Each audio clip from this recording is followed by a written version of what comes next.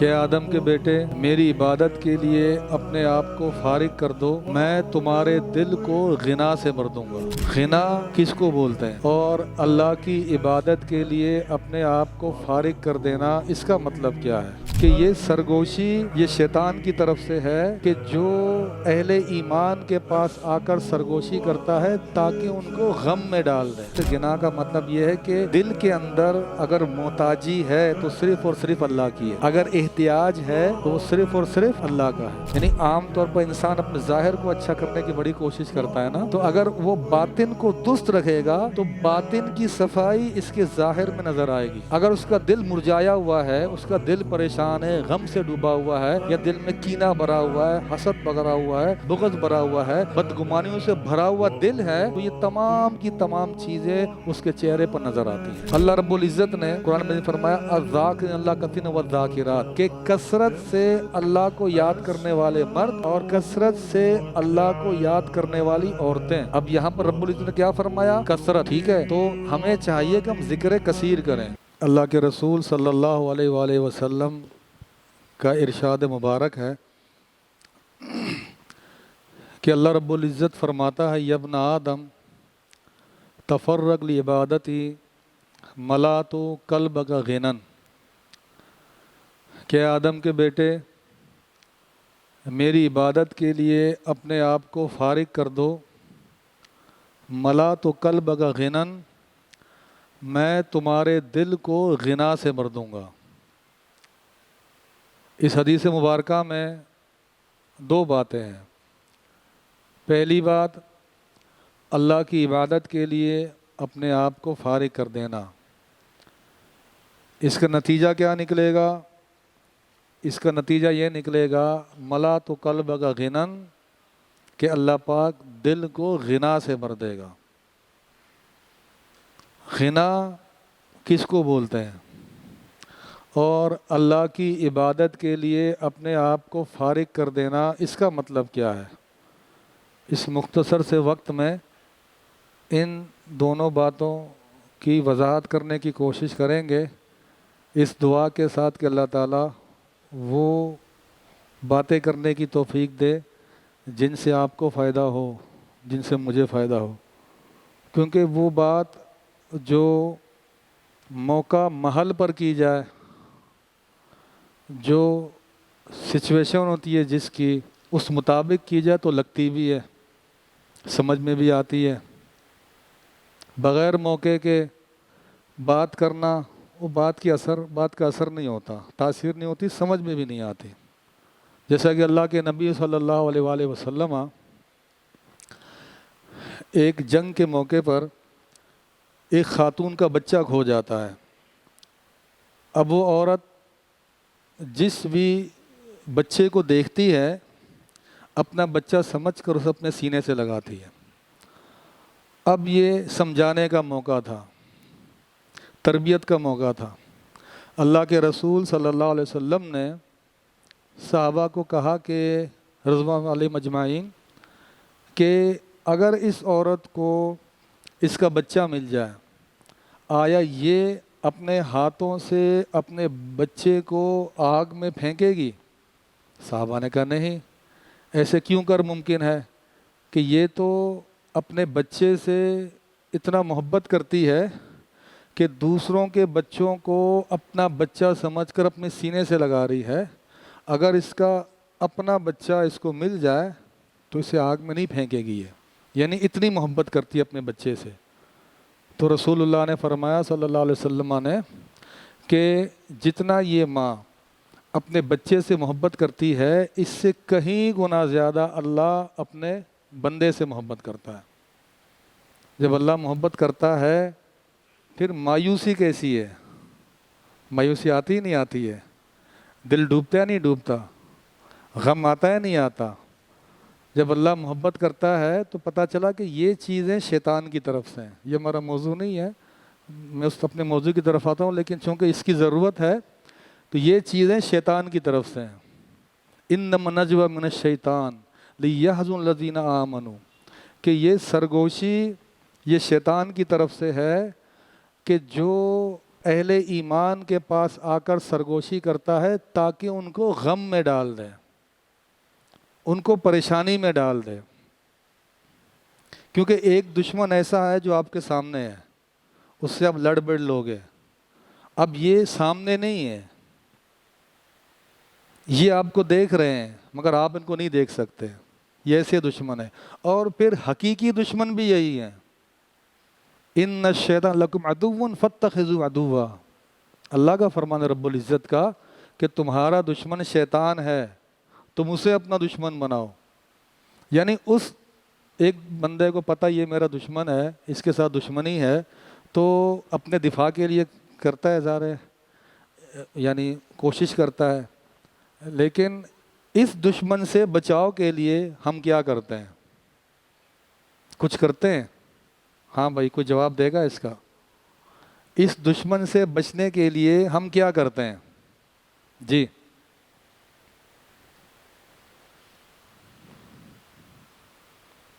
کچھ بھی نہیں کرتے، پھر تو حاوی ہوگا وہ. بس پڑھتے ہیں دعائیں خاص اسی کے لیے. ہاں اس کے لیے کیا کرتے ہیں؟ چلے ہم اسی پر آتے ہیں انشاءاللہ، اپنی بات کو لے آتے ہیں، ٹھیک ہے نا. کہ دو باتیں، غنا اور اللہ کی عبادت کے لیے اپنے آپ کو فارغ کر دینا. اسی میں انشاءاللہ اللہ نے چاہا تو یہ باتیں بھی ساتھ ساتھ ہو جائیں گی. ہمارے پاس 20 منٹ آدھے گھنٹے کا ٹائم ہے انشاءاللہ، اسی میں اللہ برکت دے گا. تو اللہ کرے 20 منٹ میں ہماری بات اچھی ہو جائے انشاءاللہ، تاکہ آپ کو سب کو یہ چیزیں سمجھ آ جائیں انشاءاللہ اچھے سے. تو پہلے ہم سمجھتے ہیں غنا کس کو بولتے ہیں. غنا سمجھ آئے گی، پھر اللہ کی عبادت کے لیے اپنے آپ کو فارغ کر دینا، یہ آسانی سے سمجھ آئے گا. غنا کیا ہے؟ غنا، غنا کا لفظ تو آپ نے سنا ہے نا. آپ کے ذہن میں کیا آ رہا ہے غنا سن کے؟ جی جی سوری، اللہ کی محبت اپنے دل میں پیدا کرنا غنا، ٹھیک ہے. اور سر جی؟ جی کیا کہہ رہے ہیں؟ مال سے بے پرواہ ہونا، ٹھیک ہے. اور جی آپ بھی نوجوان بھی ہیں ماشاءاللہ. سخاوت، غنا، اور یعنی غنا کا مطلب، ٹھیک ہے اب اپنے اپنے حساب سے آپ کہہ رہے ہیں، لیکن ہم نے جو بات سمجھانی ہے اس حساب سے غنا کا مطلب یہ ہے کہ دل کے اندر اگر محتاجی ہے تو صرف اور صرف اللہ کی ہے، اگر احتیاج ہے تو وہ صرف اور صرف اللہ کا ہے. بس دل بھرا ہوا اس کا غنا سے کہ اس کے دل میں محتاجی ہے، تو محتاجی کس کی ہے؟ صرف اللہ رب العزت کی ہے. اچھا اس کو ہم اس مثال سے سمجھتے ہیں اس بات کو. سالم بن عبداللہ بن عمر رضی اللہ عنہم، عبداللہ بن عمر کے بیٹے، عمر فاروق کے پوتے ہیں. یہ بیت اللہ کا طواف کر رہے ہیں. تو دوران طواف ان کے پاس اس وقت کا حکمران، بادشاہ، خلیفہ کہہ لیں، وہ آ کے کہتے ہیں ان کو مخاطب کر کے سلنی حاجتن، کہ سالم آپ کی کوئی حاجت، کوئی ضرورت ہے تو آپ مجھ سے مانگیں، آپ کی خدمت کر کے میں خوشی محسوس کروں گا. تو ٹھیک ہے، ایک بندہ با اختیار ہے، مذاق بھی نہیں کر رہا، اور دوسرا یہ ہے کہ اور بھی لوگ وہاں پر موجود ہیں، ان کے سامنے یہ کہہ رہے ہیں کہ آپ مجھ سے مانگیں. تو اگر کسی کی ضرورت ہے تو اپنی ضرورتیں پیش کرے گا، اور جائز ہے، کر بھی سکتا ہے بندہ، کہ خود کہہ رہے ہیں وہ. لیکن انہوں نے کیا جواب دیا؟ انہوں نے کہا کہ انی لاستحی من اللہ ان اصلی فی بیتہ غیرہ، کہ مجھے اللہ سے حیا آ رہی ہے، اللہ سے شرم آ رہی ہے کہ اللہ کے گھر میں کھڑا ہو کر اللہ کے علاوہ کسی اور کے آگے اپنی حاجت، اپنی ضرورت، اپنی مشکل کو پیش کروں. اچھا یہ بات ان کے مزاج کے خلاف تھی. جو بات ان کے مزاج کے خلاف ہوتی ہے، کیونکہ ایسا طبقہ ہر وقت چاپلوسوں میں گرا ہوا ہوتا ہے، یس سر، جی سائیں، جی حضور، اس سے کم پر تو راضی نہیں ہوتے. اب بات مزاج کے خلاف تھی، مگر نہ کچھ کہہ سکے نہ کچھ کر سکے، اختیارات سارے تھے. کیوں نہ کہہ سکے نہ کر سکے؟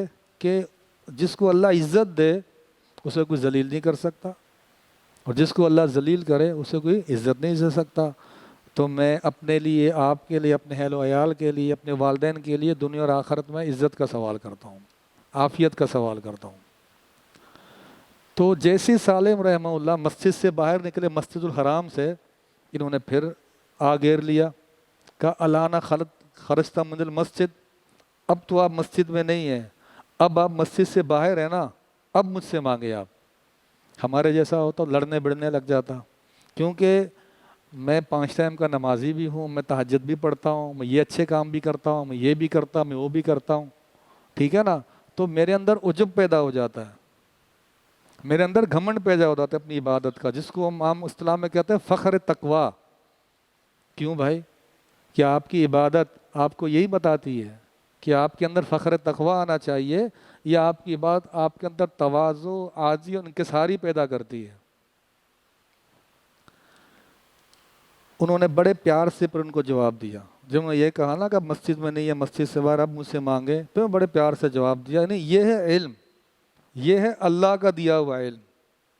آپ میری اس بات سے اتفاق بھی کر سکتے ہیں، اور اختلاف کرنے کا آپ کو 100% حق ہے کہ استاد سبق پڑھاتا ہے، کتابوں سے بندہ پڑھتا ہے، اصل جو علم ہے یہ اللہ سکھاتا ہے، اصل علم اللہ سکھاتا ہے۔ تو انہوں نے کہا کہ ام من حوائج الدنیا ام من حوائج الاخرہ، کہ بھائی آپ میری دنیاوی ضروریات کو پورا کر سکتے ہیں یا آپ میری اخروی ضروریات کو پورا کر سکتے ہیں؟ تو انہوں نے کہا کہ بھائی اخروی ضروریات کو پورا کرنا یہ تو میرے بس میں نہیں ہے، البتہ جو آپ کی دنیاوی ضروریات ہیں یہ میں ضرور پورا کر سکتا ہوں۔ آگے سے انہوں نے کہا کہ ما سألت دنیا میں یملکھا کیف اسألھا من لا یملکھا، کہ اللہ کے بندے یہ دنیا جس کی ہے میں نے کبھی اس سے یہ دنیا نہیں مانگی، آپ سے کیوں کر دنیا مانگوں کہ آپ دنیا کے حقیقی مالک ہیں ہی نہیں۔ اب یہاں ایک سوال پیدا ہوتا ہے، سوال کیا ہے؟ سوال یہ ہے کہ کیا یہ انسان نہیں تھے؟ ان کو پیٹ نہیں لگا ہوا تھا؟ کیا ان کی ضروریات نہیں تھی؟ سب کچھ تھا، مگر ان کے دل کے اندر محتاجی کس کی تھی؟ صرف اور صرف اللہ رب العزت کی تھی۔ اس کو بولتے ہیں غنا۔ ٹھیک ہے یار، میری ضرورتیں ہیں تو میں کوشش کروں گا، اللہ میری ضرورتیں پوری کرے گا، میں اپنے آپ کو لوگوں کے آگے ذلیل نہیں کروں گا۔ ٹھیک ہے، اللہ یقین دے دیتا ہے، اللہ حوصلہ دیتا ہے، اللہ صبر دیتا ہے، اللہ استقامت دیتا ہے۔ یہ ساری چیزیں اس غنا والے دل میں بھری پڑی ہوئی ہوتی ہیں۔ کیونکہ ایک چیز یاد رکھیں دوستوں، کہ کسی نے بڑا اچھا کہا کہ آپ اپنے باطن کی اصلاح کریں، آپ کا ظاہر خود بخود اچھا ہو جائے گا۔ یعنی عام طور پر انسان اپنے ظاہر کو اچھا کرنے کی بڑی کوشش کرتا ہے نا، تو اگر وہ باطن کو درست رکھے گا تو باطن کی صفائی اس کے ظاہر میں نظر آئے گی۔ اگر اس کا دل مرجھایا ہوا ہے، اس کا دل پریشان ہے، غم سے ڈوبا ہوا ہے، یا دل میں کینہ بھرا ہوا ہے، حسد بھرا ہوا ہے، بغض بھرا ہوا ہے، بدگمانیوں سے بھرا ہوا دل ہے، تو یہ تمام کی تمام چیزیں اس کے چہرے پر نظر آتی ہیں۔ تو یہ ہے غنا۔ اس کی ایک اور مثال، ایک اور تابعی ہیں عطا بن ابی رباح رحمۃ اللہ علیہ، یہ 200 صحابہ کے شاگرد ہیں۔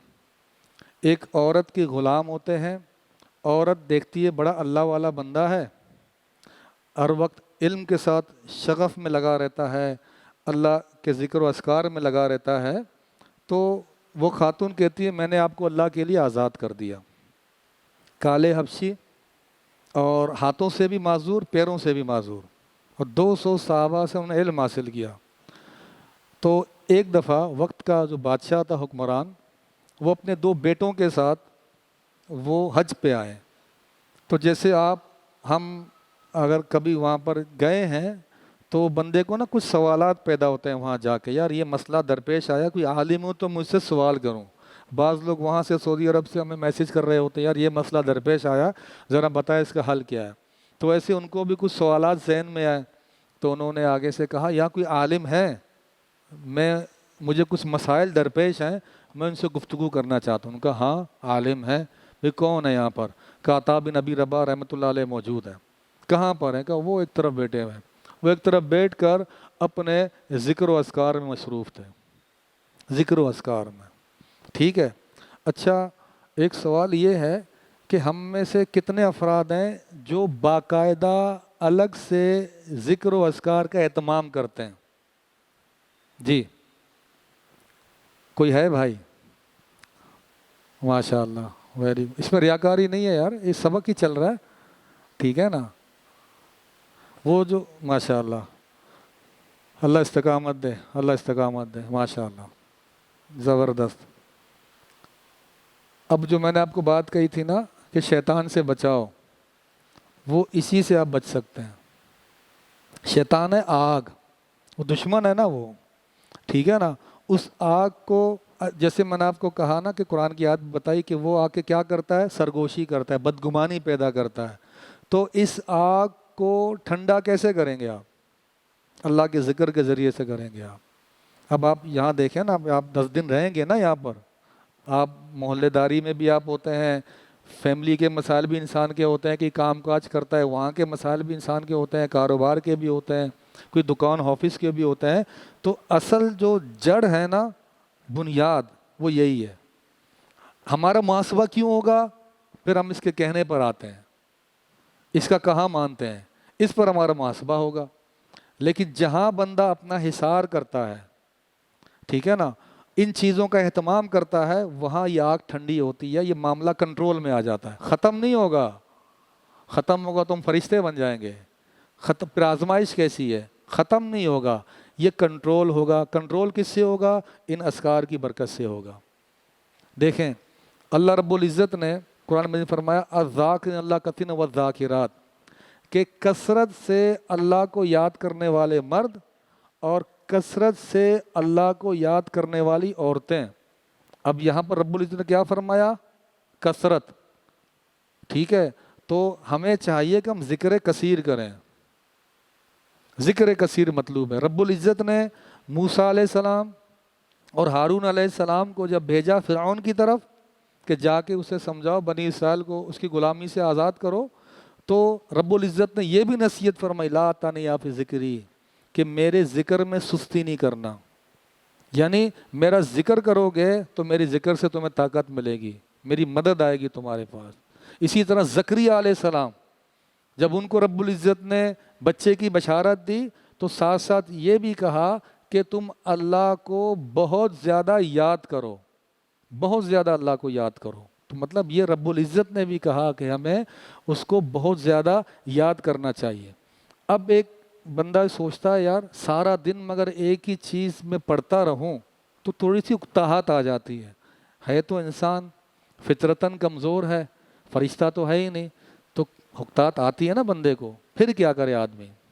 اس کا یہ ہے کہ بندہ کوشش یہ کرے کہ یار کچھ چیزیں متعین کر لے. ایک تو صبح شام کے اذکار ہیں، دیکھ کے بندہ پڑھ لے، جس کو یاد ہے ویسے پڑھ لے، یاد نہیں ہے، پڑھ نہیں سکتا، یاد نہیں ہو سکتی، تو آج کل تو وہ آڈیو بھی آ رہے ہیں، کان ہینڈ فری لگا کے سن لیں ان کو.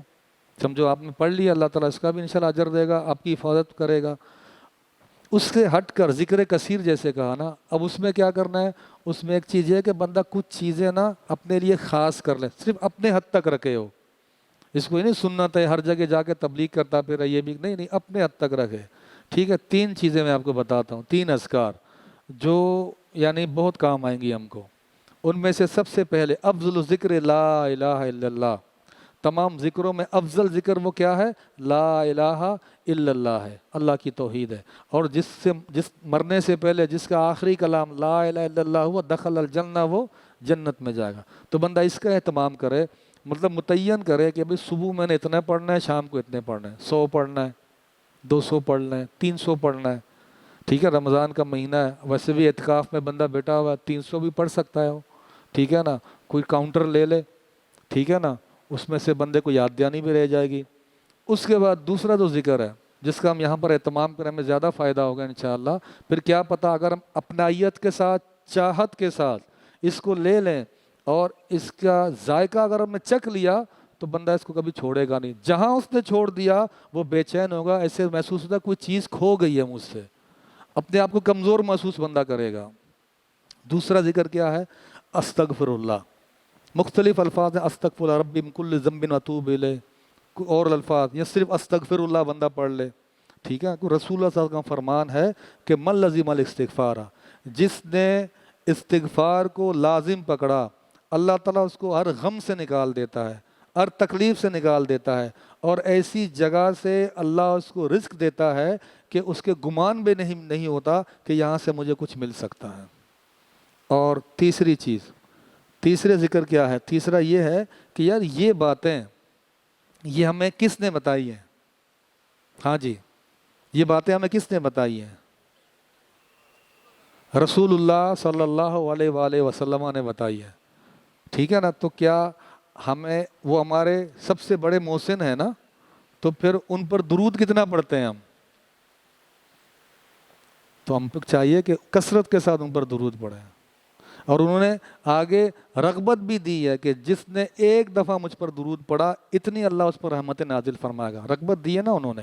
تو درود ابراہیمی پڑھ لیں، یا عام روٹین میں اگر بندہ دیکھتا درود ابراہیم مکمل مجھ سے نہیں پڑھی جاتی تو مختصر درود بھی بعض صحابہ سے ثابت ہے، یہ درود پڑھ لیا کریں۔ عام روٹین میں ذکر کے حساب سے بات کر رہا ہوں نا، نماز کے نہیں، اس سے ہٹ کر اللہم صلی علی محمد وعلی آل محمد، کیونکہ جب ہم درود ابراہیمی پڑھتے ہیں اس میں محمد صلی اللہ علیہ وسلم کے ساتھ ساتھ آپ کے آل کا بھی ذکر ہے، تو مختصر میں بھی ہم یہی کریں اللہم صلی علی محمد وعلی آل محمد، اس کو بھی اتنی دفعہ بندہ اہتمام کر لے اس کا، ٹھیک ہے نا؟ اب اس ذکر والے چیز کو ہم تھوڑا سا کلوز کرتے ہیں ایک واقعے کے ساتھ۔ ابن قیم رحمۃ اللہ علیہ فرماتے ہیں کہ میں اپنے استاد ابن تیمیہ سے ملنے گیا، فجر کے بعد کا وقت تھا، تو وہ فجر کی نماز پڑھ چکے تھے اور ذکر و اذکار میں مصروف تھے، تو میں ان کے پاس گیا نہیں تاکہ وہ اپنے اذکار میں بھلے مشغول ہوں، کیونکہ پہلے ادب و آداب زیادہ ہوتے تھے، ٹھیک ہے، اس لیے برکتیں زیادہ ہوتی تھی۔ اب بے ادبی، بے لگامی یہ عام ہو گئی ہے، اس لیے برکتیں اٹھ گئی ہیں، نہ علم میں نہ کہیں اور معاملات میں، ٹھیک ہے نا؟ تو کہتے ہیں میں بیٹا رہا یہاں تک کہ سورج نکل آیا، پھر وہ میری طرف متوجہ ہوئے اور مجھے مخاطب کر کے کہا ہاذی غدوتی لولا تغدی ھذی الغدا سقطت قوتی، کہا یہ میرا ناشتہ ہے، اگر یہ میں نہ کروں تو میں کمزور پڑ جاؤں گا۔ یعنی ابن تیمیہ کی شخصیت ایک مثالی شخصیت ہے، ہر میدان میں وہ آگے رہتے تھے۔ اب وہ اپنی قوت اور طاقت کا راز کس کو بتاتے ہیں؟ اپنی قوت اور طاقت کا راز وہ اللہ رب العزت کے ذکر کو بتا رہے ہوتے ہیں۔ تو آئیں ہم پہلی بات کو سمجھتے ہیں، پہلے اس واقعے کو پورا کرتا ہوں میں، عطا بن ابی رباح والے کا، پھر ہم اللہ کی بات کے لیے اپنے آپ کو فارغ کر دینا، اس کا کیا مطلب ہے، اس کو کہہ کے اپنی بات کو ختم کر دیتے ہیں۔ تو وہ بادشاہ عطا بن ابی رباح کے پاس جاتے ہیں، السلام علیکم، وعلیکم السلام، سوالات کرتے ہیں، وہ بڑے اچھے سے اخلاق کے ساتھ ان کو جوابات دے دیتے ہیں۔ جیسے سوال جواب کا سلسلہ ختم ہو جاتا ہے وہ پھر اپنی عبادت اور اذکار میں مصروف ہو جاتے ہیں، اور بادشاہ صاحب کو طرف کوئی التفات نہیں کرتے۔ یہ نہیں کہ انہوں نے بے ادبی کی، گھمنڈ اور تکبر تھا، میں کہا جتنا کام تھا ہو گیا، میں اپنے کام میں لگوں، اپنے کام میں لگ جائیں وہ، لیکن یہ بات ان کو اچھی نہیں لگی، مزاج کے خلاف تھا۔ یعنی لوگ ہمارے پروٹوکول میں آگے پیچھے گھوم رہے ہوتے ہیں، یعنی قطاروں میں کھڑے ہوتے ہیں ہم سے ہاتھ ملانے کے لیے، اور کئی دن پہلے ہم سے ٹائم لیتے ہیں ملاقات کرنے کے لیے، میں اس بندے کے پاس کچھ چل کر گیا ہوں اور آگے اس کا رویہ یہ تھا میرے سامنے، حالانکہ ان کا رویہ کوئی برا نہیں تھا، ان کی اپنی سوچ تھی، لیکن بات وہی، نہ کچھ کہہ سکے نہ کچھ کر سکے۔ یہ ہمارا ہے نا یار، کہ اس کے پاس پیسہ ہے، اس کے فلاں ہے، فلاں خاندان، فلاں برادری، اللہ تعالیٰ تو ان عیبوں سے پاک ہے، جو اس کے ساتھ اچھا ہو، جو اس کے کہنے پر چلے وہ اس کا دوست ہے، وہ جو بھی ہو، پیسہ ہے ٹھیک ہے، نہیں ہے کوئی مسئلہ نہیں، کس خاندان کس قبیلہ کوئی نہیں، اس کا بندہ ہے، اس کے ساتھ اچھا ہے، لیکن نہ کچھ کہہ سکے نہ کچھ کر سکے۔ وہاں سے تھوڑا سا آگے نکلے اور آگے جا کر اپنے دونوں بیٹوں کو جو ان کے ساتھ تھے، اپنے دونوں بیٹوں کو مخاطب کر کے کہا، نصیحت کی، کہا یا بنیہ لا تنیا فی العلم فانی لا انسى ذلنا بین یدی ھذا الغلام الاسود، کہ میرے بچوں علم ضرور حاصل کرو، علم حاصل کرنے میں سستی نہ کرو، آج کم علمی کی وجہ سے اس کالے غلام کے آگے جو میری بےزتی ہوئی ہے میں اسے قیامت تک نہیں بھول سکتا۔ یعنی میرے پاس سب کچھ ہے، مال ہے، دولت ہے، افرادی قوت ہے، طاقت ہے، لیکن ایک چیز میرے پاس نہیں ہے جو اس کے پاس ہے، اور وہ ایک چیز ان تمام چیزوں پر حاوی آ گئی، اور وہ کیا ہے؟ علم۔ علم، لہذا میں تم دونوں کو نصیحت کرتا ہوں کہ علم حاصل کرنے میں سستی نہ کرو۔ اب یہ کیا تھا؟ یہ غنا تھا، یہ غنا کب ملے گا؟ جب بندہ آئے پہلی بات کو سمجھتے ہیں اللہ کی عبادت کے لیے اپنے آپ کو فارغ کر دے، اللہ کی عبادت کے اپنے آپ کو فارغ کر دینا۔ اب یہ بات جب بندہ سنتا ہے تو ذہن میں کیا آتا ہے اس کے؟ سب کچھ چھوڑ چھاڑ کے وہ مسجد میں بیٹھ جائے، ٹھیک ہے نا؟ جیسے آپ 10 دن کے لیے آئے تو کیا پورا سال بندہ بیٹھ سکتا ہے اس طرح؟ وہ فطرت نہیں ہے نا، یہ نہیں بیٹھ سکتا۔ تو اس کا مطلب یہ نہیں ہے۔ پھر اس کا مطلب کیا؟ اللہ کی عبادت کے لیے اپنے آپ کو فارغ کر دینا۔ اس کا معنی علماء نے یہ بیان کیا ہے کہ اللہ کی عبادت کے لیے اپنے آپ کو فارغ کر دینا، اس کا مطلب یہ تعبد اللہ کأنک تراہ، کہ آپ نماز ایسے پڑھیں گویا کہ آپ اللہ کو دیکھ رہے ہیں۔ فَإِن لَمْ تَكُنْ تَرَاهُ فَإِنَّهُ يَرَاكَ، اگر یہ خیال آپ کے دل میں نہیں آتا، کم از کم یہ خیال اپنے دل میں پیدا کریں کہ میرا اللہ مجھ کو دیکھ رہا ہے۔ جب ایسی ہماری نماز ہوگی، ایسی ہماری عبادت ہوگی، تو ایسی نماز اور عبادت کی برکت سے اللہ رب العزت دل کو غنا سے بھر دے گا۔ ایک سوال کسی کے ذہن میں آ رہا ہو تو ٹھیک ہے، نہیں تو میں پیدا کرتا ہوں۔ سوال یہ ہے کہ میں کوشش کرتا ہوں، مجھ سے ایسا ہوتا نہیں ہے۔ میں کوشش کرتا ہوں، مجھ سے ایسا ہوتا نہیں ہے۔ یہ کیا ہے؟ یہ ہوئی دل کی برائی۔ او یار، جب زبان رکی رہے گی نا تو پھر کیا ہوگا؟ پھر وسوسے آئیں گے، بدگمانی آئیں گی، کیونکہ جو بندہ اللہ سے جتنا زیادہ قریب ہوگا شیطان سے اتنا دور ہوگا۔ جو شیطان کے جتنا قریب ہوگا زیادہ، اللہ سے اتنا ہی دور ہوگا۔ تو لہذا اپنی زبان کو اللہ کے ذریعے سے تر رکھیں بھائی، ٹھیک ہے؟ ایک صحابی ہے، آخری حدیث سنا کے بات کو ختم کر دیتا ہوں، کہ کہا کہ دین کے احکامات مجھ پر بڑے گراں ہو گئے، آپ مجھے کوئی نصیحت فرمائیں۔ ہوتا ہے نا، گرانی آ جاتی ہے، عمل کرنے میں گرانی آ جاتی ہے، آپ مجھے کوئی نصیحت فرمائیں۔ آپ نے فرمایا لا یزال لسانک رطبا من ذکر اللہ، تیری زبان ہر وقت اللہ کے ذکر سے تر رہے۔ تو عمومی ذکر اگر آپ نے لینا ہے جس میں آپ چاہتے ہیں کہ یار میرا معاملات اچھے رہیں، تو سب سے بہترین ذکر لا حول ولا قوت الا باللہ ہے۔ انہی باتوں پر اکتفا کرتے ہیں۔ جو کچھ میں نے کہا آپ نے سنا، اللہ میرا کہا آپ کا سنا قبول فرمائے۔ رب العزت آپ کے اعتکاف کو قبول فرمائے، اور جس آپ خیر کی نیت لے کر آئے ہیں، اللہ تعالیٰ آپ کی اس نیت کو، اس خواہش، اس آرزو کو اپنی بارگاہ میں قبول فرمائے۔ اور مزید جو آپ لوگ دعائیں کریں گے، اپنے لیے بھی کریں، اپنے گھر والوں کے لیے، والدین کے لیے بھی کریں، خصوصاً اپنے ملک کے لیے بھی کریں۔ اگر ٹائم بچے تو میرے لیے بھی کر لینا تھوڑا بہت، ٹھیک ہے نا؟ تو اللہ تعالیٰ سب کو قبول فرمائے۔ رب العزت ہم سب کا حامی و ناصر ہو۔ جزاکم اللہ خیرا۔